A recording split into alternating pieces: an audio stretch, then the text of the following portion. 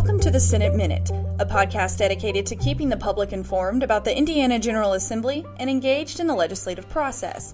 Today's guest is Senator Michael Young to talk about Senate Bill 290 and House Bill 1235, two bills that discuss punishments for drug dealing. Thank you for joining me, Senator Young.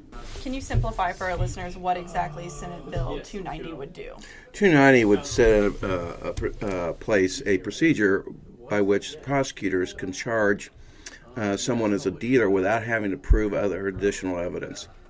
When we changed our criminal code last year in House Bill 1006, we wanted to try to differentiate between dealers and people who are users and may be addicted to substance abuse, so we could try to get those people help. However, when we changed the law, it made it more difficult to charge and convict people as dealers.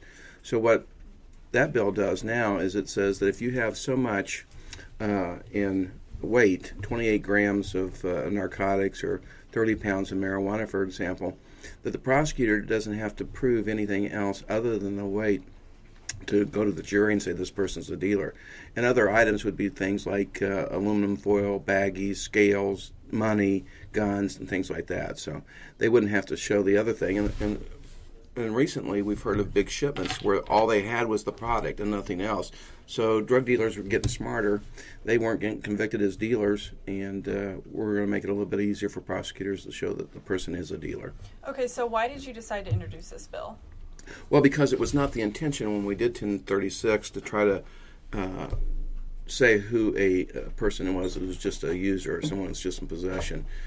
We were trying to carve out in the law a way to say this person's a user and this person's a dealer, so that we can get the person who's addicted, get them some help, because we know it works and it changes people's lives. But for this drug, they wouldn't be committing these crimes.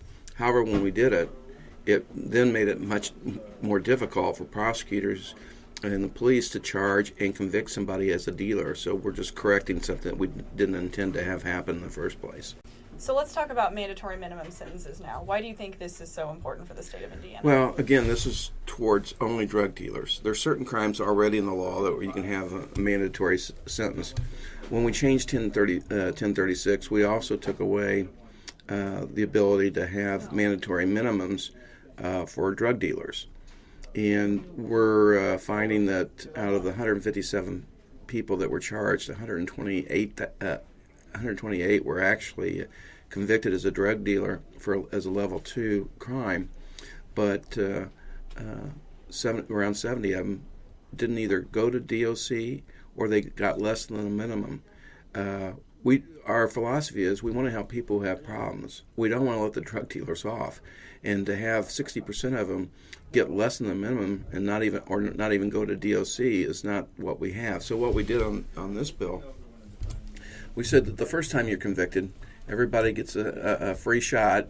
You're convicted of drug dealing. The judge has the discretion based upon the facts that the judge hears, whether he thinks that the person should have the minimum sentence, the advisory, or the maximum, or serve the time in DOC or somewhere else.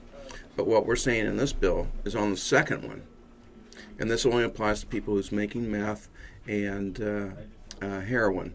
Those are the two most serious drugs we have right now in society, that on those two, if you get convicted once and then you do it again and get convicted, then the judge has no discretion. You have a mandatory minimum of 10 years. Thank you for sitting down with me today, Senator Young, and thank you to our listeners for joining the Senate Minute.